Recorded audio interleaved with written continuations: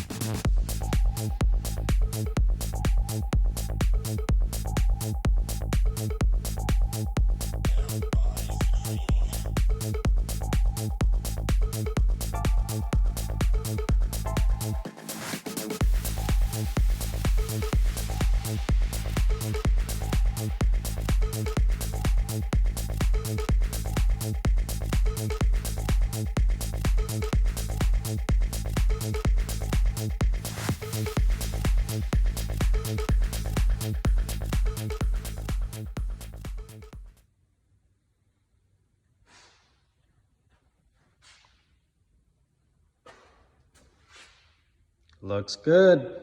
I haven't even shocked myself yet. Oh my God. So it begins.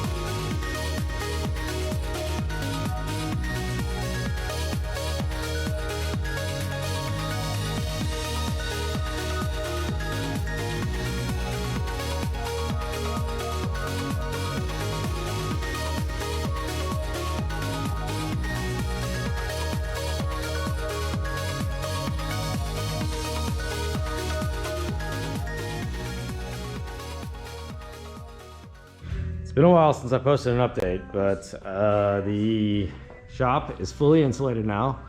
There is 4 inches of open cell foam up at the top there, which is like it's really fluffy and you can poke your finger through it very easily. And then the walls here are 1 inch of closed cell foam. So it really makes the building very rigid or stiff, sturdy. Only 1 inch of that because cost reasons. Stuff's expensive.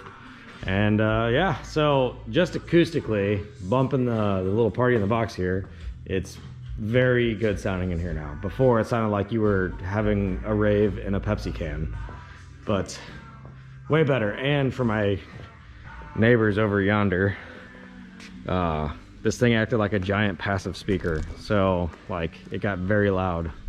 So all right, so the battery died like 2 weeks ago while I was recording in the middle of what I was saying. But basically, yeah, the big building acts like a giant passive speaker before the foam, but now it's much better.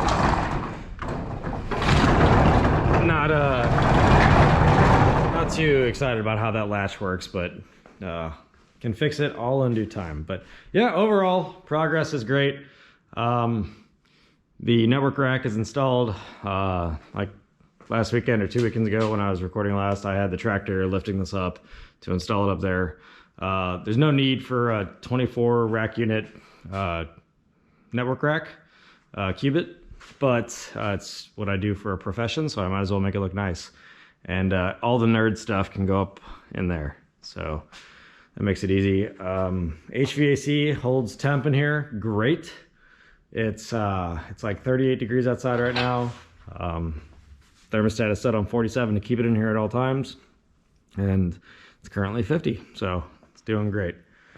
Yeah, the only thing I have left to do now before I can start working in here and not have to fear about the thing going up in flames is to spray fire retardant paint, the DC 315 paint, on basically all the walls, so that if there is a flame source, or if like where my welding table is here, if an oily rag drops behind it and then embers catch it on fire and I can't get to it, if it has flame going up the side of the wall, that's you know, a flame source, and it will start burning the foam, and then the foam's fumes will combust, and the whole, you know, it's kind of like a catalyst. So don't want the building going up in flames. That would not be ideal. So all right, well, I guess that's kind of the next thing, is to finish the network rack, finish the electrical panel, if I can ever find 20 amp Eaton breakers that aren't $20 a piece, and paint the walls. So that'll be a time warp or time lapse of that next. All right, it's been a while since I filmed last, and I last left off talking about getting breakers, 20 amp breakers, and spraying the intumescent paint to keep the building from burning down. The only thing I got done was finishing the network rack, getting the panel a little more situated, got my 20 amp breakers, and yeah, that's about it. Got one of the lights up there that's plenty bright. It's gonna be very bright in here with the other 7. So what else? Yeah, that's about it. Got my buddy's 11-foot mini jet boat in here. Hopefully it will have a friend in the not too distant future, and the rest of this will kind of be built out.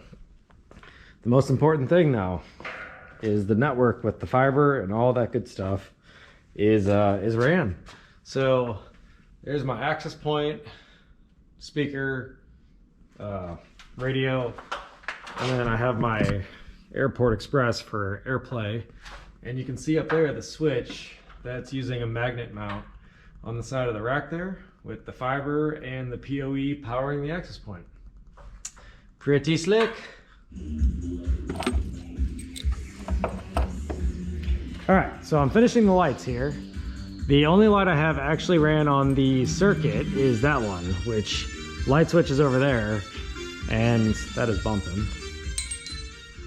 And that one right there is actually an extension cord. So I just took the hot and the neutral and I plugged it into the extension cord all kludgy like and whatnot. Plugged it into the wall and voila, it works.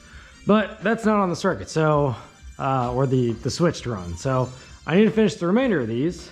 In order to do that, I need to get this 41-inch section right here up there from that junction box right there.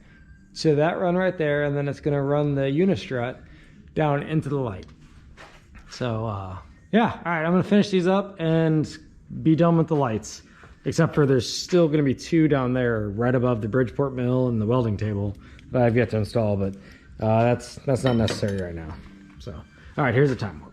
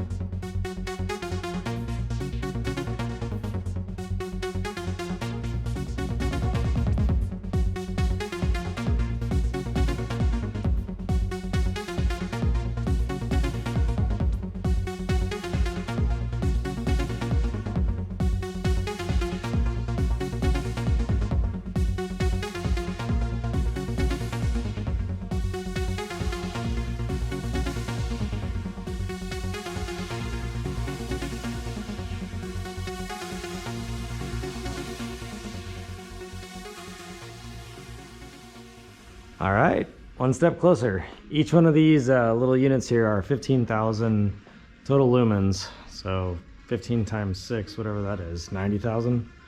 So 90,000 lumens. Pretty decent.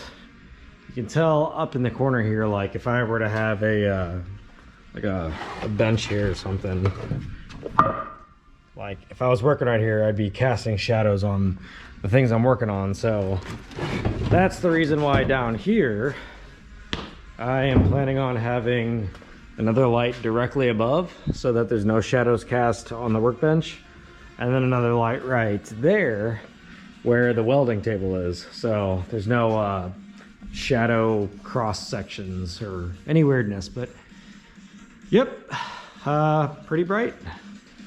That's the only light that's lit currently that is incorrectly wired, and that's because the extension cord nonsense. But and I gotta plumb this in there, but I'd say it's pretty well done. Just gotta turn this thing off without shutting or shocking myself.